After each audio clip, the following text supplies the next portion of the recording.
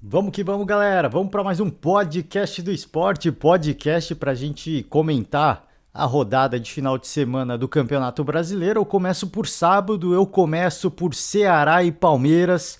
Ceará 1, Palmeiras 2. Aliás, jogo que após a partida a gente teve a oportunidade de ver o diretor de futebol do Palmeiras, o Anderson Barros, em ação. Eu acho que, se eu não me engano, e me corrijam se estiver errado, é a primeira vez que o Anderson Barros, o diretor de futebol do Palmeiras, ele dá a cara a tapa, ele dá uma coletiva, ele aparece de fato personificando aí o departamento de futebol do Palmeiras, porque ele é um cara, para muita gente pode até parecer omisso, mas ele é um cara discreto, né? Ele não é um cara que é de fazer, ele não é midiático, por exemplo, era o Alexandre Matos, né? Na era Alexandre Matos, onde aconteciam aquelas grandes contratações no Palmeiras, o Matos era muito midiático, ele aparecia bastante, ele falava bastante com a imprensa, e o Anderson Barros ele tem um perfil totalmente diferente. Ele é um cara muito silencioso, tanto que assim, as contratações não são bombásticas, não são midiáticas e quando acontece ele não aparece, né? Ele não chama esse protagonismo para ele. Então chamou muita atenção essa aparição do Anderson Barros. Eu já vou chegar nesse ponto. O Palmeiras ganhou por 2-1, um resultado que foi bem construído pelo Palmeiras já no primeiro tempo, né? Teve gol de estreante, teve gol do Lopes, né? O Palmeiras chegou até a fazer o terceiro gol, foi invalidado por impedimento e aí depois começaram é, é, cara, assim, jogo à parte, a partida teve algumas polêmicas de arbitragem, né? A arbitragem do Anderson Daronco. A primeira delas, e aí não é contra o Palmeiras, seria contra, na minha opinião, contra o Ceará, um pênalti do Gustavo Gomes em cima do Mendonça, né? Aliás, esse ponto foi levantado, foi abordado, foi destacado pelo Marquinhos na coletiva, né? Esse pênalti foi, é, é, cara, assim, para mim, não digo que foi escandaloso, mas para mim foi muito pênalti, né? O Gustavo Gomes, ele com os dois braços, ele empurra o Mendonça, isso no final do primeiro tempo, e o Anderson Daronco não marcou, né? O VAR não foi chamado também, então essa foi a primeira polêmica da partida, né? Isso em relação, e aí pendendo pro lado do Ceará, reclamação pro lado do Ceará. O gol do Ceará saiu num lance também polêmico, né? Uma disputa de bola entre o Vina e o Danilo, uma disputa que não aconteceu absolutamente nada, cara. Cara, assim, esse lance é uma daquelas bizarrices do nosso futebol, cara. É uma das bizarrices do nosso futebol. O lance aconteceu, disputa de bola, o Vina caiu, o Daronco marcou a penalidade, né? Não houve revisão no árbitro de vídeo e aí ficou a reclamação do Palmeiras, a bronca do Palmeiras, o Ceará teve um jogador expulso, né? O Richardson. Aliás, o Richardson, antes da expulsão, ele chegou a cometer uma falta também, no mínimo, estabanada, né? No mínimo, um tanto quanto estabanada. Depois ele cometeu essa falta e, assim, cartão vermelho, na minha opinião, indiscutível. Agora, o que eu acho que o jogo que teve esse cartão vermelho não teve polêmica, na minha opinião.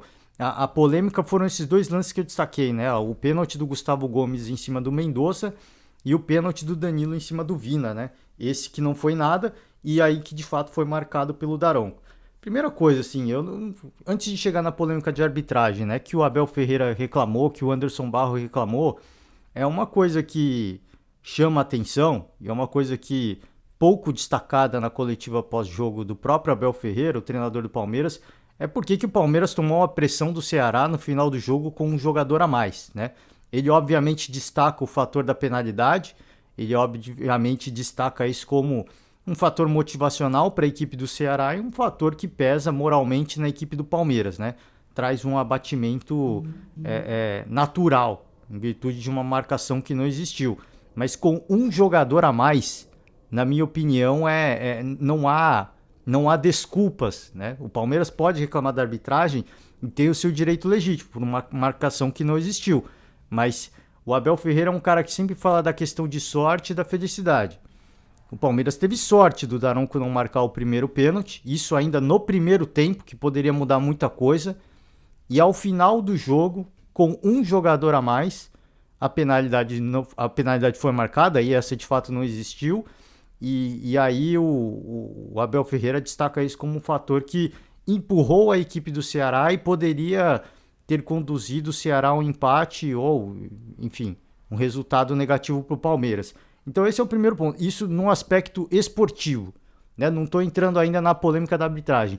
No aspecto esportivo, na minha opinião, não há desculpas para o Palmeiras. Fez 2 gols, falei, teve um terceiro gol que foi marcado impedimento e tudo mais, mas não há desculpas para o Palmeiras num lance de felicidade do Palmeiras, de sorte do Palmeiras, o Daronco não marcou, e no lance de azar o Palmeiras deixa o Ceará crescer na partida com um jogador a menos, né? Então, assim, isso na minha opinião, só no âmbito esportivo, tá? Tô falando só no âmbito do futebol praticado. Isso, na minha opinião, não há desculpas, porque o Ceará de fato chegou, fez uma pressão, chegou perto, o Everton teve que fazer defesas, né, que ajudaram o Palmeiras, e óbvio que a reclamação da questão da arbitragem, e de novo eu vou chegar lá, ela é legítima, mas não é desculpas porque aconteceu no final do jogo no aspecto esportivo. O Palmeiras com 11 jogadores sofreu uma pressão de uma equipe que tinha 10 jogadores. E aí, independentemente do erro da arbitragem, isso para mim não é razoável, tá? Isso não é razoável. Agora sim, entrando na questão da polêmica, minha opinião, fica muito claro que o Daronco ele quer corrigir um erro com outro, né? Só que aí ele meio que acaba prejudicando o Ceará, porque um lance foi no final do primeiro tempo. O quanto que a partida não poderia ter mudado se o Ceará marca um gol ali no final do primeiro tempo? Porque aí você teria o segundo tempo inteiro para buscar um empate. Isso dá uma energia, dá uma renovação de ânimo da equipe do Ceará, que até então estava vencida.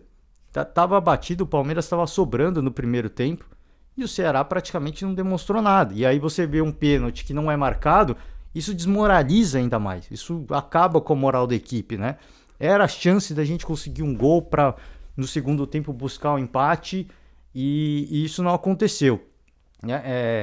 Depois é marcado no final e aí, apesar da marcação e assim, meio que uma forma de compensar o erro, isso aconteceu no final do segundo tempo. E eu não tô dizendo aqui que tem que compensar uma coisa com outra, tá? Eu só tô dizendo que assim, se ele quis compensar o Daronco, primeiro que já tá errado, você não compensa um erro com outro erro, né? Primeiro que aí já tá absolutamente errado.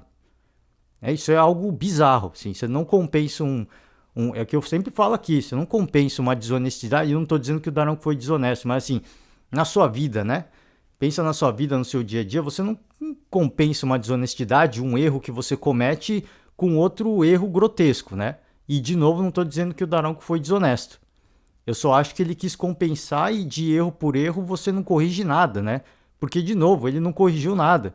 Se ele tivesse dado um pênalti no início do segundo tempo, aí sim, talvez você pudesse dizer, pô, tentou corrigir de fato, mas no final do segundo tempo isso não é correção, né? Isso é um erro bizonho e crasso, e assim, e de novo, não tô falando que ele tinha que ter marcado um pênalti para compensar, ele não tinha que ter marcado. Se ele errou no primeiro lance, ele que assuma a responsabilidade pelo que ele fez e apite o jogo, né? E conduz o jogo da melhor maneira possível, né? Isso aí, essa questão, eu sempre falo aqui, aquele jogo do Palmeiras com o São Paulo, né? Aquela eliminação na Copa do Brasil. Que muita gente fala, teve o erro do Palmeiras, mas teve um erro a favor do Palmeiras também. O Palmeiras teve... Cara, assim, de novo, assim, não se compensa um erro com outro, né? Foi um erro, tudo bem. Aí o cara quis compensar depois, que eu acho que aconteceu nesse jogo do Palmeiras também. Tentar compensar um erro com outro. Assim, você já comete um erro, depois você comete outro erro, eu acho que aí fica um negócio mais bizarro ainda, né? Mais bizarro ainda. Então, assim, a arbitragem do Brasil, a arbitragem brasileira, e isso o Anderson Barros falou, que eu citei o Anderson Barros, diretor de futebol do Palmeiras, ele falou, tá caminhando por um caminho muito obscuro, cara. Tá caminhando por um caminho muito obscuro. É impressionante a quantidade de erros bizarros, assim, não é algo assim, interpretativo, né? Porque antes a gente ficava debatendo e criticava o tempo que se levava no árbitro de vídeo para marcar ou não uma penalidade, né? Ficava 5, 6 minutos, né? Olhando, pô, teve a intenção, não teve a intenção. Agora não, assim, agora eles estão mais ágeis, sim. Algumas vezes sim. Mas eles estão cometendo erros cada vez mais grotescos, cara. Assim, é um negócio absolutamente cabuloso. Assim, é cabuloso. Assim, é uma série de erros que vem sendo cometidas assim, é um mais bizarro que o outro e é rodada após rodada. E não é só Campeonato Brasileiro, é Copa do Brasil, isso vem acontecendo no futebol brasileiro. Cara, então assim, é um negócio bizarro. Já falei do aspecto esportivo. Acho que o Palmeiras mereceu vencer pelo que fez no primeiro tempo, foi muito melhor. O Ceará teve um jogador expulso e, de novo, não acho que tem desculpa para o Abel Ferreira dar em relação à arbitragem para acreditar isso ao crescimento do Ceará. O Palmeiras tem por obrigação, com 11 jogadores, ser superior os 90 não, os 45 minutos inteiros do segundo tempo. Por obrigação, né? Por justamente ter um jogador a mais, por ter uma semana inteira de descanso. Ah, mas o Ceará também teve. Também teve, né? Mas assim, o elenco do Palmeiras é mais entrosado, né? Assim, a gente pode dizer que tem mais qualidade técnica, então para mim não tem desculpa, né? Apesar do Ceará ser uma boa equipe, ser uma grande equipe. A questão da arbitragem achei bizarro, assim, os dois lances, a não marcação da penalidade do Gustavo Gomes em cima do Mendonça e a marcação da penalidade do Danilo em cima do Vina, né? E eu achei, cara, assim, absolutamente desconcertante. É algo bizonho, assim, é algo pra gente ficar assustado, né? É algo pra se ficar assustado, porque são lances que não existiram. Assim, o segundo, no caso, né? O primeiro existiu, na minha opinião. O primeiro foi muito pênalti. Minha opinião. Para algumas pessoas pode ser que não. Mas para mim foi. O Gustavo Gomes põe os dois braços e empurra o Mendonça. Então, para mim, foi pênalti. Diferente daquela disputa com o Caleri no jogo da Copa do Brasil, onde há uma disputa de fato. O Caleri puxa a camisa do zagueiro, o zagueiro tenta segurar ele. O Gustavo Gomes, né? Se eu não me engano, estava na disputa. Então ali foi uma disputa onde os dois se empurraram e disputaram a bola. Ali eu não acho que houve pênalti. Agora, esse lance foi bizonho, né? E o Anderson Daronco entendeu que foi uma disputa de bola, né? Não sei aonde. Enfim, a arbitragem está caminhando para um caminho, assim, eu não sei para onde que isso vai levar. Né? Eu não sei para onde que isso vai levar. O Abel Ferreira, ele sempre vem citando nas coletivas que ele torce para que o campeonato brasileiro não seja decidido pela arbitragem. E lamentavelmente, a cada rodada que passa, a gente chega à conclusão de que o campeonato brasileiro vai ser, sim, definido pela arbitragem. E não é dizendo que a arbitragem vai favorecer um ou outro. Não, a arbitragem vai ser aleatório. Isso é aleatório. A gente não sabe quem vai ser prejudicado ou quem vai ser favorecido. Isso é absolutamente aleatório. Porque todas as equipes vêm sendo prejudicadas jogo após jogo. Pô, a gente vê o Palmeiras é prejudicado em alguns lances, o Galo é prejudicado em alguns lances, o Flamengo recentemente também bastante prejudicado em alguns lances. Então, assim, são todas as equipes que são prejudicadas. E, curiosamente, alguns erros bizarros vêm acontecendo em jogos do Palmeiras. E por isso o Anderson Barros se pronunciou. Eu não estou dizendo aqui que o Palmeiras está sendo desfavorecido. Não é isso. Eu estou falando que pegaram o Palmeiras para isso. Eu não acho que isso. Eu acho que o nível da qualidade da arbitragem é tão ruim que, por acaso, nos últimos jogos do Palmeiras vem acontecendo erros um tanto quanto bizonhos, né? Um tanto quanto bizonhos. E aí o Anderson Barros foi lá, se pronunciou e assim, o que eu achei legal assim, primeira coisa, assim, eu não acho legal quando você destaca um erro contra a sua equipe e não destaca um erro que deveria ser a favor da outra equipe, né? No caso, o pênalti do Gustavo Gomes. Porque aí dá a entender que você só está preocupado com o seu lado. Você não está preocupado com a arbitragem no Brasil. Você não está preocupado com o futebol brasileiro. Você está preocupado com o seu time. Né? Você está preocupado com o seu. Então não erre para mim. Se quiser errar para os outros, legal. Assim, a gente não vai falar nada, né?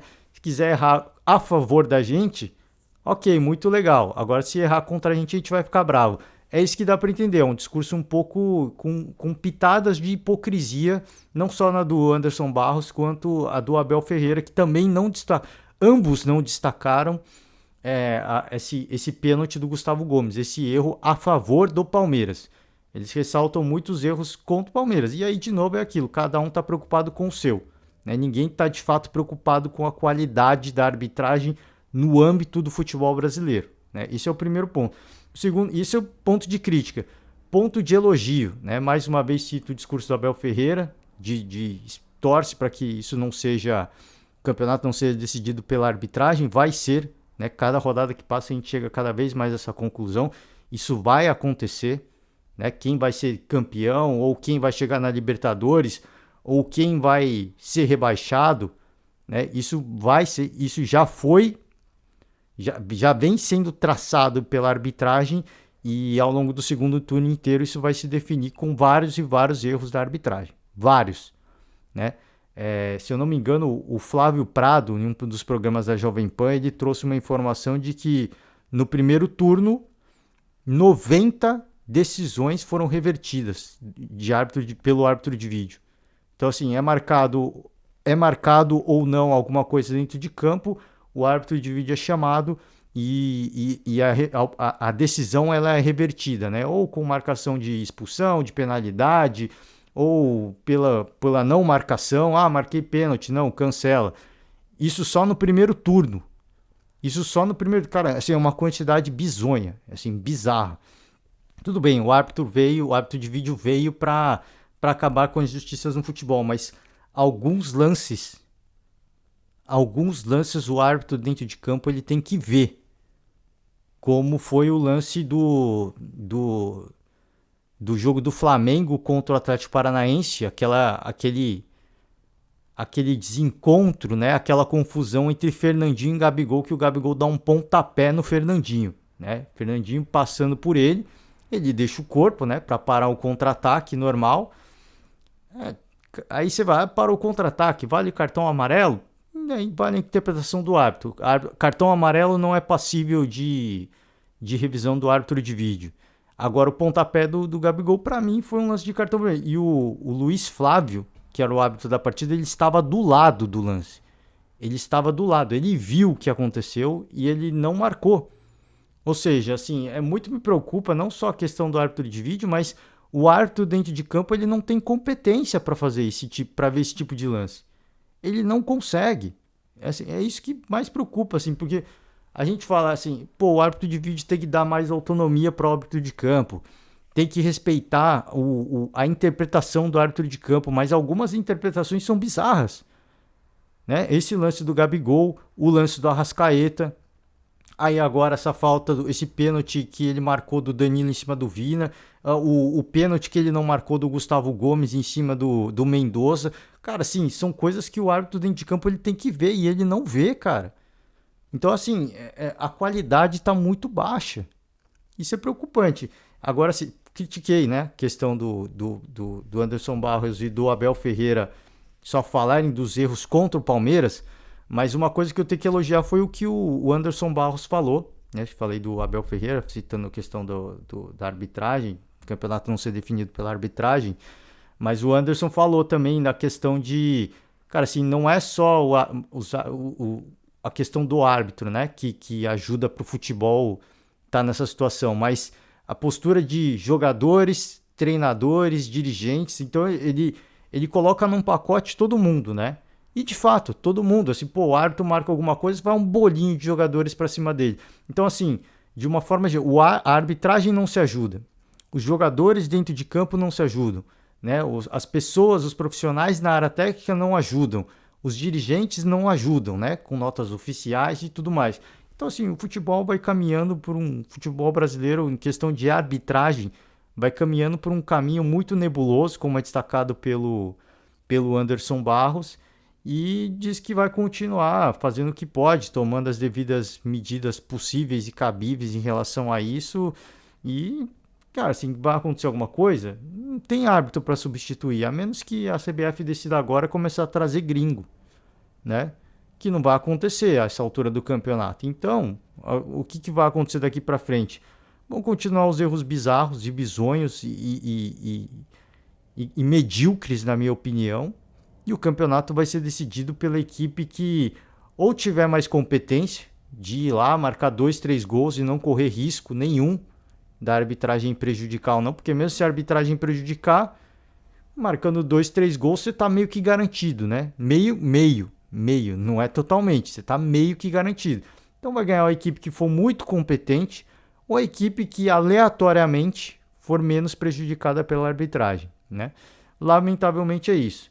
O Palmeiras consegue agora, na questão de resultado, o Palmeiras consegue um grande resultado fora de casa, dá o troco no Ceará, né? Perdeu o primeiro jogo, a estreia do Campeonato Brasileiro, perdeu para o Ceará em casa, agora dá o troco, vence fora de casa, segue líder, segue com 4 pontos de vantagem pro Corinthians, que é o vice-colocado, e questão de calendário, como é que vai ser, eu não sei, porque as equipes foram, né? Ambas as equipes foram para vencer. E tem confronto importante no meio de semana, um pela Copa Sul-Americana, perdão, e o outro pela Libertadores. Então, assim, teve uma semana inteira de descanso, teve, legal. Naturalmente, por uma semana de descanso, era de se imaginar que ambas as equipes colocassem a equipe titular de campo, mas um jogo que começou até, parecia que ia até ser meio protocolar, que o Palmeiras estava vencendo fácil, de repente ficou um jogo tenso, um jogo pegado, né? E isso exige naturalmente mais fisicamente de ambas as equipes, não só fisicamente quanto mentalmente. Então, o prejuízo disso, se é que houve algum, a gente vai saber no meio da semana, a equipe que não apresentar um bom futebol nesses primeiros jogos, esses jogos de ida, tanto da Sul-Americana quanto da Libertadores. Ambas as equipes jogam fora de casa primeiro, né? O Ceará tem uma viagem muito mais longa para fazer até São Paulo, vai encarar o São Paulo no Morumbi. O Palmeiras vai até Minas Gerais, uma viagem até um pouco mais próxima de São Paulo, mas tendo em vista que o Palmeiras viajou para Fortaleza agora, volta para São Paulo, depois vai para Minas Gerais, já é uma logística que também ela não é tão fácil, né? Então as equipes tiveram um jogo pegado que exigiu bastante das duas e como é que vai ser a gestão até os jogos do meio da semana, aí a gente só vai ver depois o resultado. Mas para o Palmeiras foi um grande resultado, para o Ceará não foi tão legal, porque se mantém muito perto do bolo ali, do pelotão da parte de baixo, e jogando em casa com uma semana de descanso era importante conseguir pelo menos pontuar, né? E o Palmeiras, segue o líder, permanece, né? Vem fazendo a sua parte, mesmo não jogando de forma, cara, assim, que a gente pode dizer de uma forma incontestável. O Palmeiras, segundo tempo, tende a cair um pouco de produção, bem conseguindo conquistar 3 pontos, uma sequência muito boa de vitórias. Teve um gol de estreante, né, do Lopes, e parece que esse cara pode ser o centroavante que o torcedor palmeirense estava aguardando ansiosamente. Esse cara pode ser o cara, né? Ele vem participando legal, a forma como ele se mexe, ele se movimenta dentro de campo, ele não é um cara que fica paradão, né? Ele, cara, assim, dadas as devidas proporções, dá pra meio que comparar assim, era a mesma coisa que o Palmeiras queria o Pedro, né? Eu acho que são jogadores que se encaixariam bem no Palmeiras fazendo o mesmo papel, tá? É um cara que se mexe muito bem, tem um certo dinamismo, se apresenta para o jogo e marcou um gol, né? Marcou um gol que, para um estreante, normalmente pesa, né? Às vezes pesa a perna. E ele foi lá e matador, muito frio, uma bela jogada. Então pode ser o cara que o torcedor palmeirense estava esperando. Agora, assim, quando o Rony voltar, o que vai acontecer? Aí é dor de cabeça pro técnico do Palmeiras, o Abel Ferreira, tá? Vamos seguir. Já acabei falando muito tempo desse jogo, mas por conta do que aconteceu ao longo do jogo, das reclamações, enfim, vai ficar reclamação de ambas as partes, tá? E a gente, obviamente, fica na torcida para que alguma coisa aconteça, mas se vai acontecer não, com o campeonato rolando a essa altura, acho muito difícil que algo aconteça, tá? Goiás e Coritiba, o Goiás conseguiu vencer o Coritiba por 1-0, importante, vitória para O Goiás ele se afasta um pouco mais e empurra o Curitiba para baixo, né? O Goiás chega aos 25 pontos, a um ponto do São Paulo, e o Curitiba ali fica 22, fica muito perto ali do bolo do pelotão ali da parte de baixo da tabela, tá? Corinthians e Botafogo. O Corinthians venceu por 1-0 a equipe do Botafogo, gol do Mosquito, né? Gustavo Silva, não gosta muito de ser chamado de Mosquito, mas a jogada que ele fez é uma jogada típica de Mosquito, né?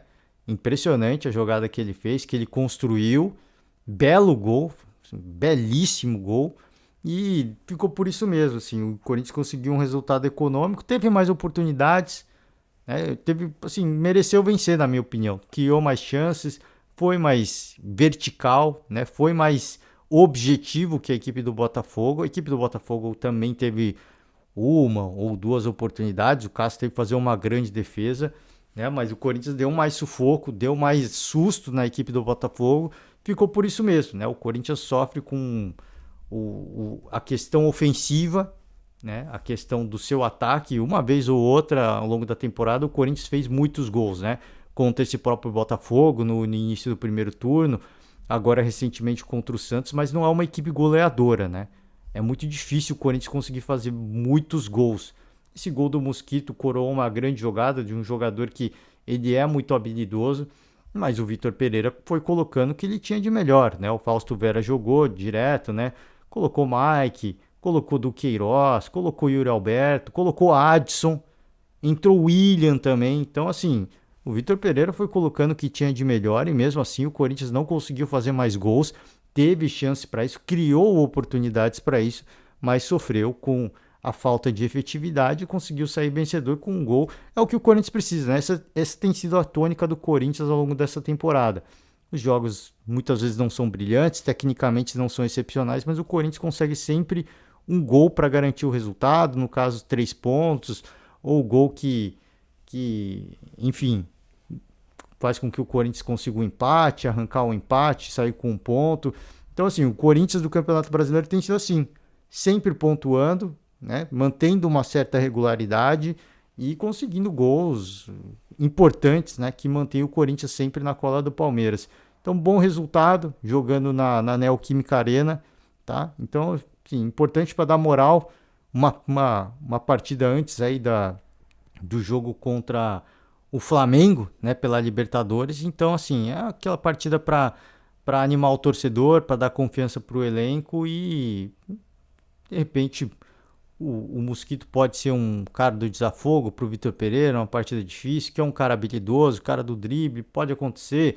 Pode, assim, são opções táticas que vão acontecendo. O Corinthians, repito, segue ainda sem apresentar um grande futebol, né, em termos de estética de jogo, mas é uma equipe muito eficiente, é uma equipe que, eficiente assim, faz o seu gol, né? É uma equipe que sabe o que tem que fazer, é fiel ao seu propósito, que é isso. Assim, o Vitor Pereira pegou o time com o campeonato rodando, teve muitos desfalques, agora a galera começa a voltar, agora chegam grandes reforços, e aos poucos ele vai tentando colocar o que ele pode fazer. Jogando 3 competições, tem tempo de treinar? Não tem. Então, assim, o Corinthians é muito pragmático, segue o seu plano e esse plano vem dando muito certo, tá? Seguir com Flamengo e Atlético Goianiense. O mistão do Flamengo goleou o Atlético Goianiense por 4-1, tá? 4-1, grande resultado. Teve gol de estreante, hein? Estreante não, né? Já estreou, mas teve gol de recém-chegado, né? Arturo Vidal marcou o seu gol, marcou um gol de pênalti, né? E o Flamengo foi, sim, cara, esse time do Flamengo, ele tá entrando nos eixos, né?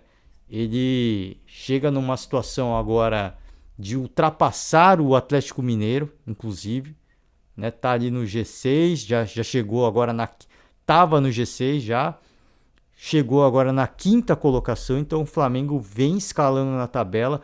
É uma sequência muito boa de jogos positivos, em que o Palmeiras não é... Palmeiras não, o Flamengo. O Flamengo não só vence, o Flamengo vem fazendo bons placares, bons resultados, né? É isso que chama atenção, não é só a questão de... o Flamengo tá vencendo, que destaquei o Palmeiras, né? Fez algumas partidas não tão boas, mas venceu. O Flamengo não. O Flamengo vem ganhando assim de forma contundente, né? E essa foi mais uma partida com uma vitória, cara, esmagadora de um time do Atlético Goianiense que não poupou, né? O Jorginho não poupou porque, né, não dá assim. Ao final, óbvio que agora a gente já sabe como terminou a rodada, mas naquela altura, no sábado, o Atlético Goianiense, se perdesse, poderia terminar na lanterna no final desse turno, né? Dependeria aí de Fortaleza e Juventude.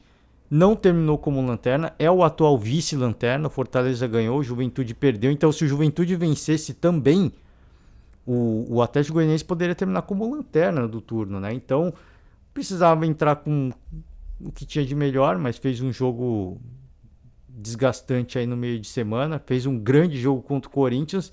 Repetir jogador a gente sabe que é sempre um problema, né? É sempre uma questão não só física, mas mental também, o desgaste.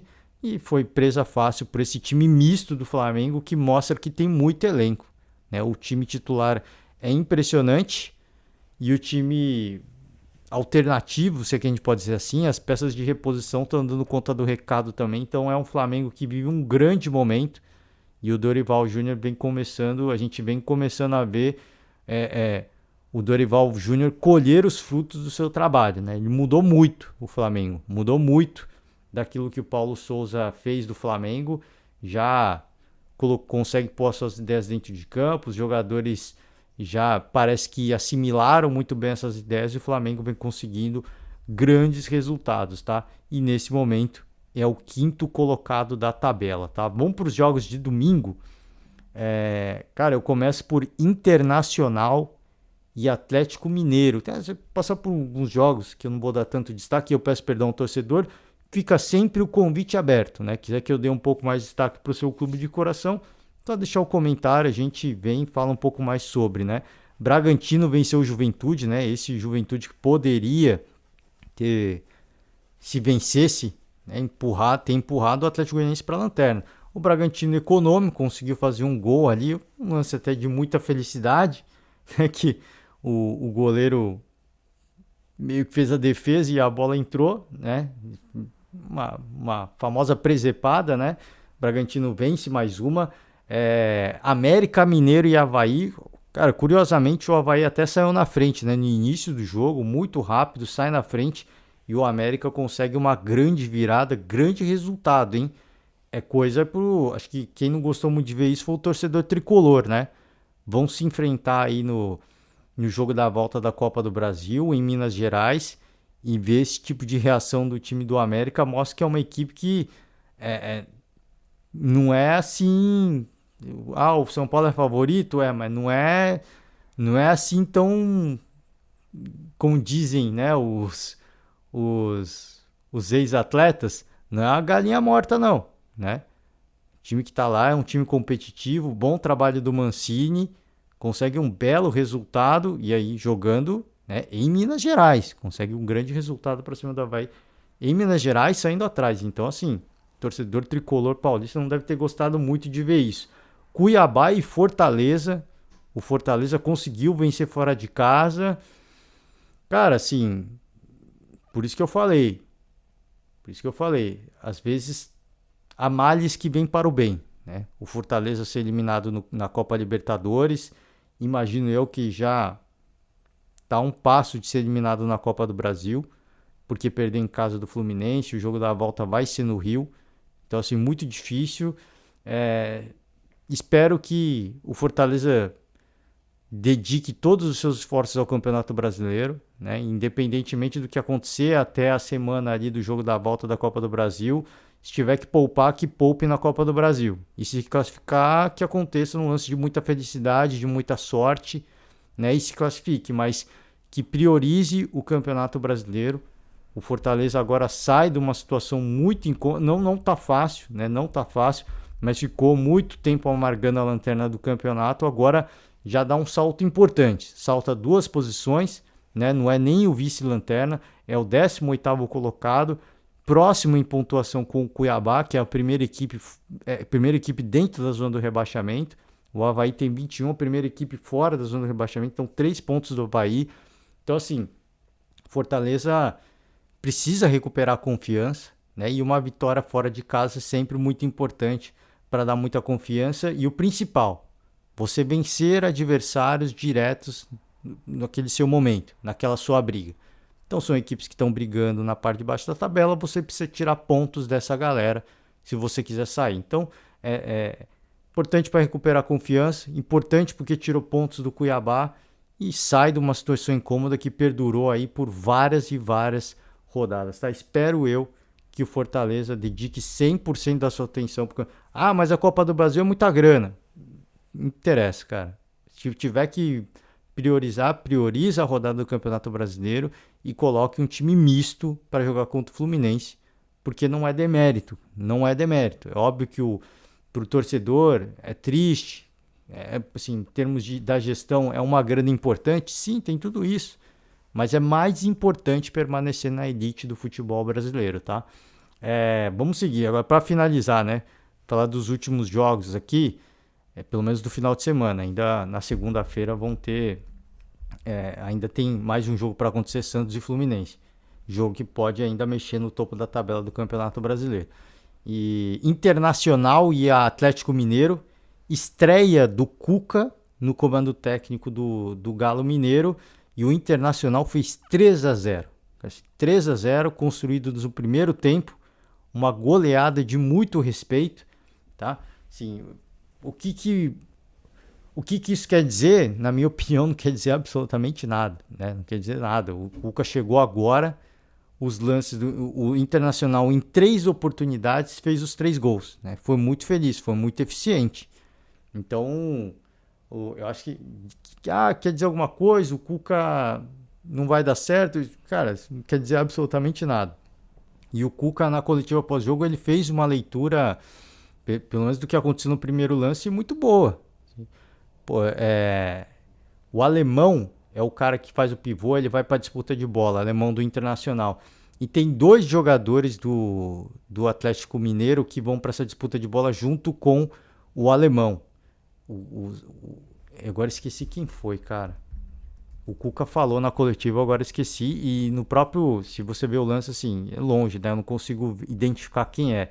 Mas ele fala assim, vão 2 jogadores do Atlético para a disputa de bola, sendo que tem que ir só um. Porque se vai 2, é óbvio que a defesa vai ficar descoberta, né? Porque era um contra-ataque do Internacional naquele momento.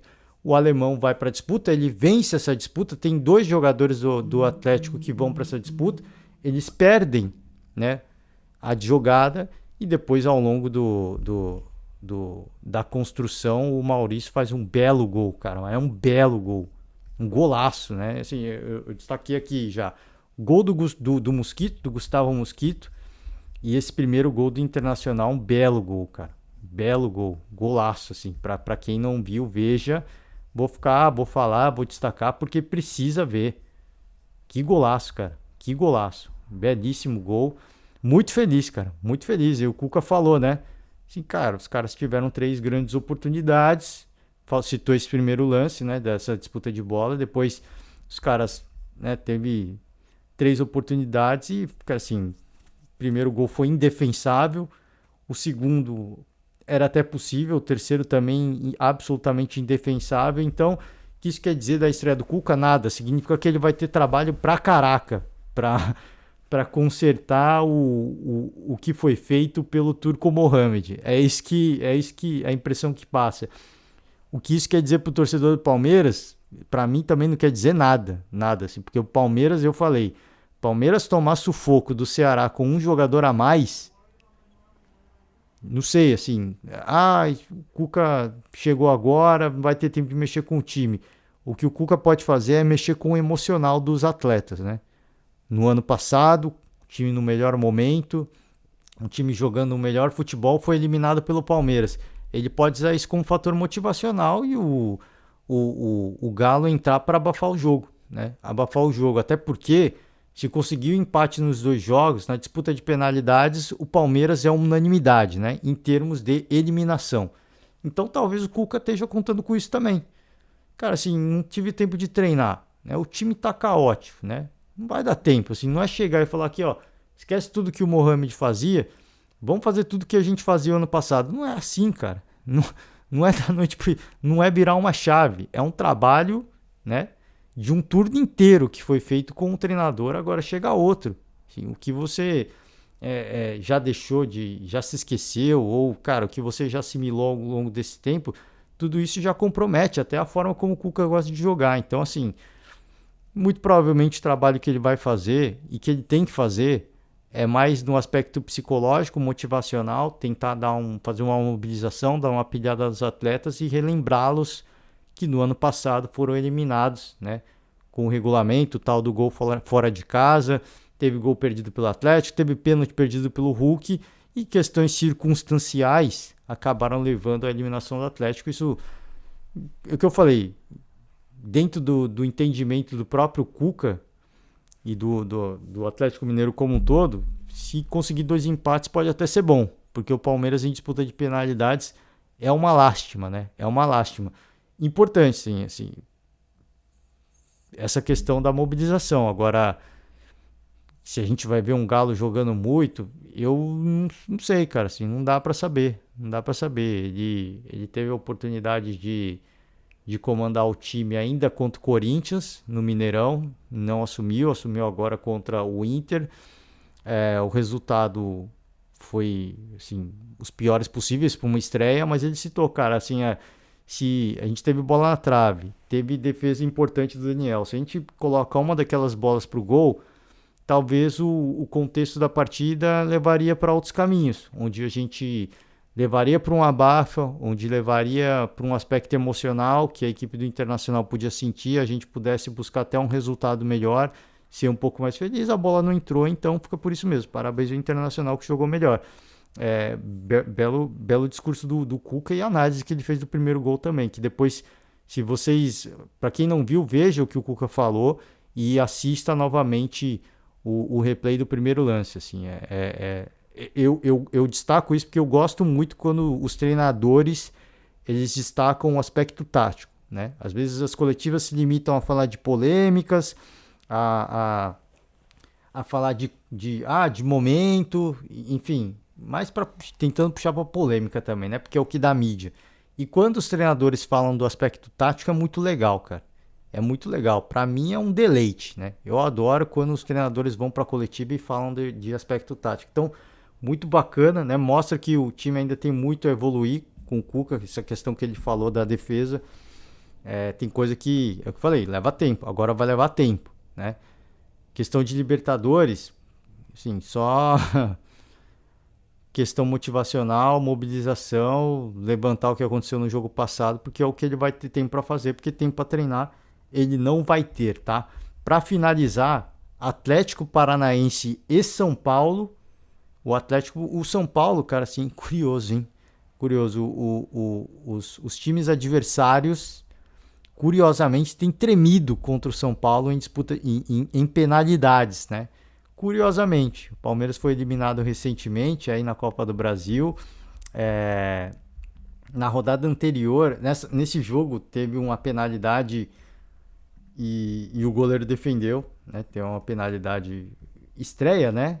Estreia de... esqueci o nome do goleiro, eu peço perdão aqui. O Felipe Alves, né? Felipe Alves.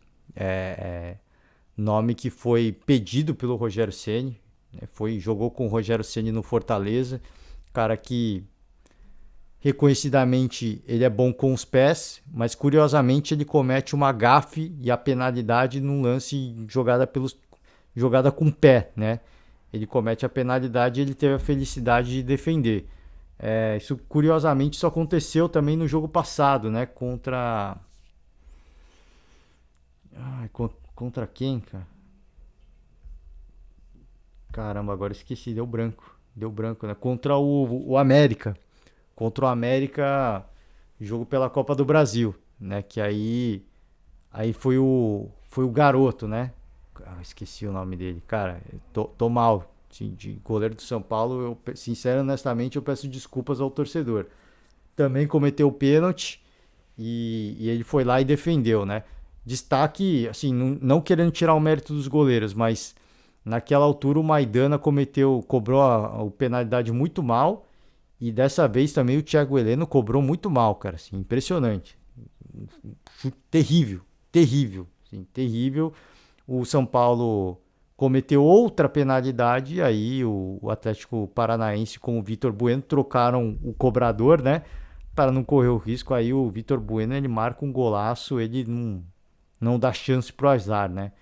Ele chuta muito, bela cobrança, muito bem executada. O Atlético faz o resultado que precisava. O São Paulo é um mistão, né? Um catadão mesmo. Assim, o Rogério Ceni poupou mesmo. E assim, uma coisa que o torcedor obviamente fica bravo, né? Deve ficar louco da vida. Como é que o Rogério Ceni põe um time desse dentro de campo? Um time que, cara, totalmente remendado. Assim, o São Paulo, ele obviamente está focado no jogo da Sul-Americana. Claramente, né? Sim, é um risco? É, porque o São Paulo deixa de pontuar mais uma rodada, tá? E fica ali no meio do pelotão, fica ali no meio da tabela, tá um pouquinho longe ainda da parte de baixo, tá um pouquinho, mas já são várias e várias rodadas que o São Paulo não consegue vencer. Já são várias. Então o São Paulo está deixando escapar várias e várias oportunidades de pontuar e ter uma vida tranquila esse ano.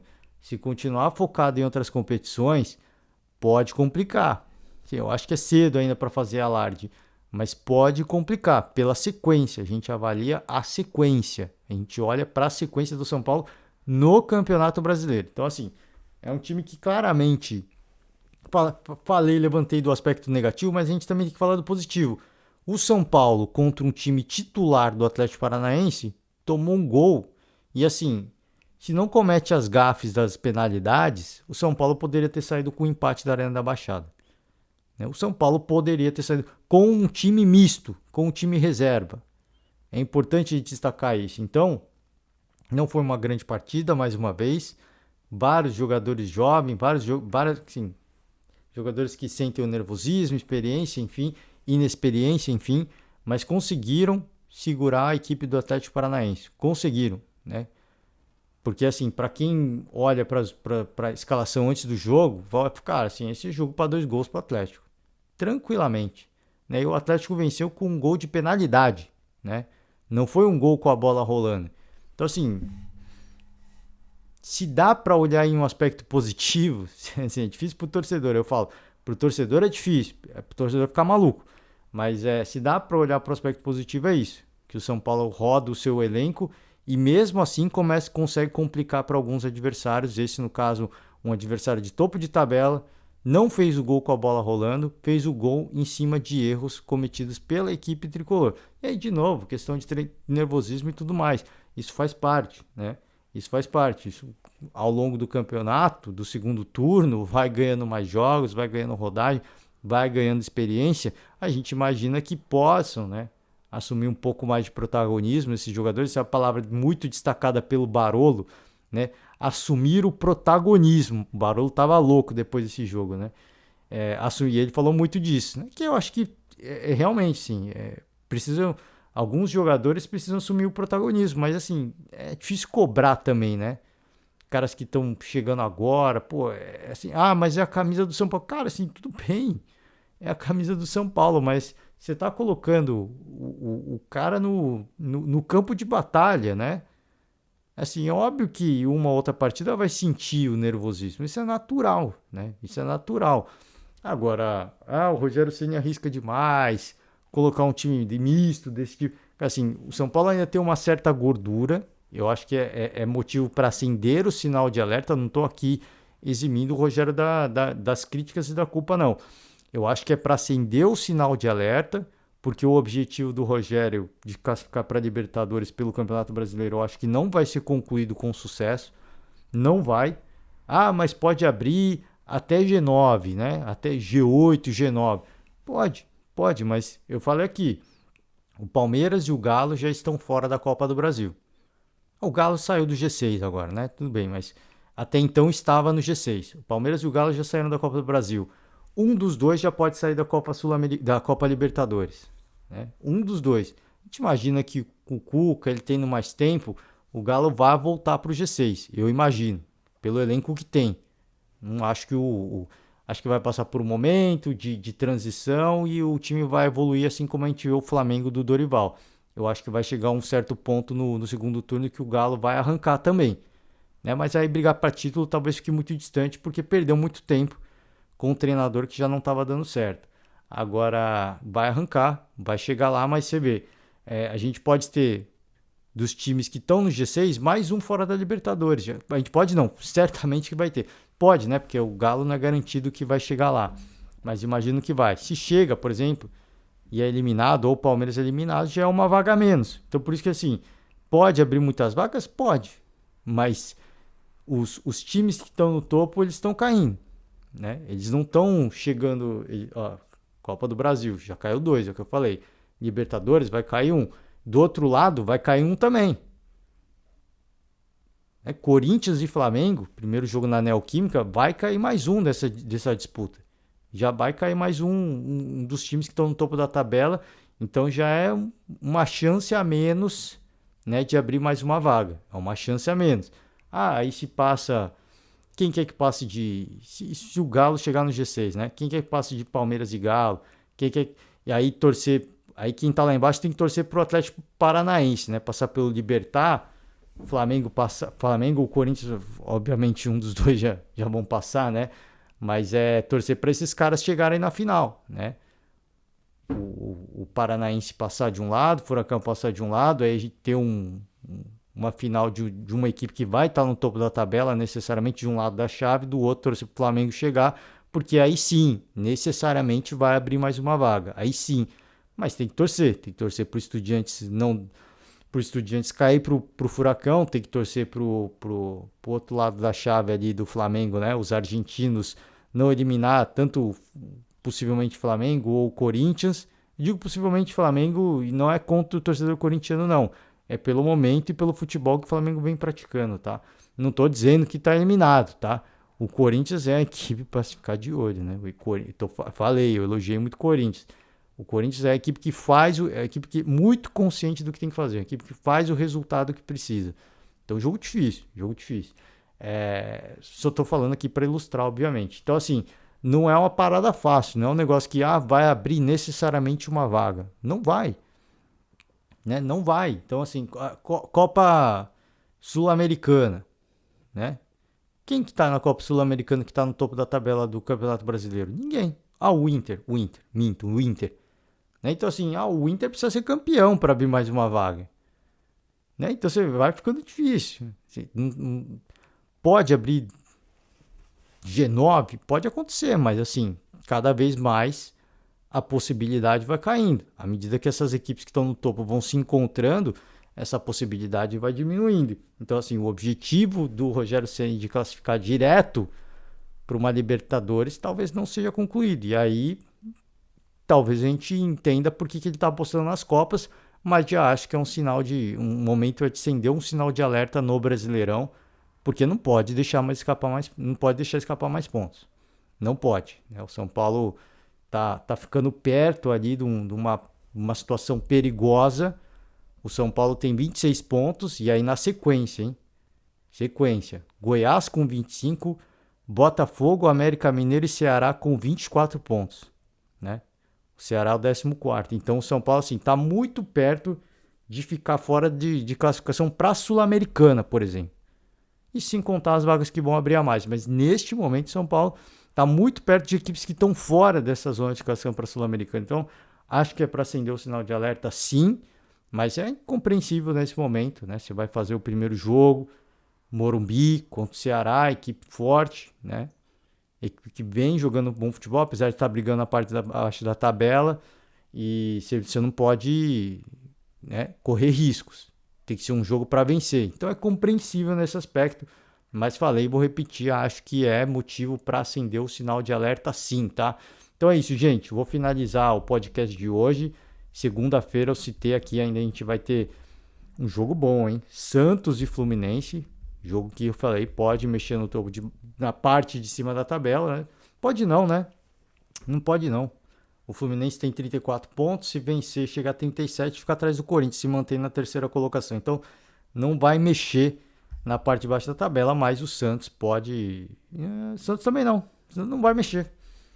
independentemente do resultado, não vai acontecer nada, né? O Santos, se vencer, chega a 29 pontos, não passa o Bragantino também. Então, falei que pode mexer, não pode mexer nada. Importante para as duas equipes, né?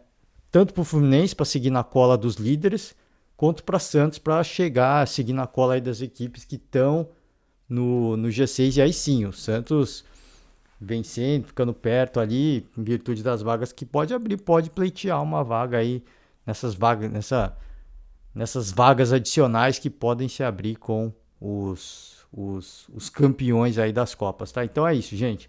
Por hoje eu finalizo. Amanhã vamos tentar gravar e falar rapidamente desse jogo do Santos com o Fluminense. E no meio de semana a gente vai ter a rodada da Sul-Americana, da Copa Libertadores da América. A gente amanhã tenta falar de Santos e Fluminense e fazer também uma prévia desses jogos do meio da semana. Então é isso, gente. Por hoje eu finalizo. Forte abraço para todo mundo.